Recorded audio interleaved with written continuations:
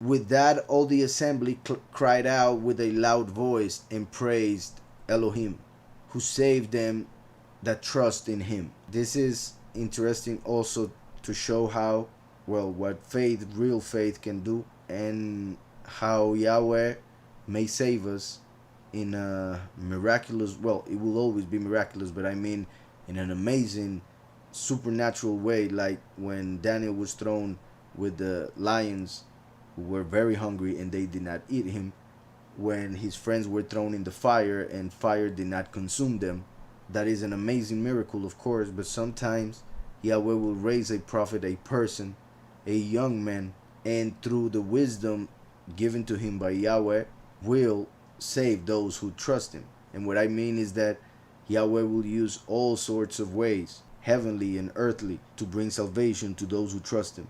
So, with that, all the assembly cried out with a loud voice and praised Elohim, who saved them that trust in him. And they arose against the two elders, for Daniel had convicted them of false witness by their own mouth. And according to the law of Moshe, they did unto them in such sort as they maliciously intended to do their neighbor, and they put them to death. Thus the innocent blood was saved the same day.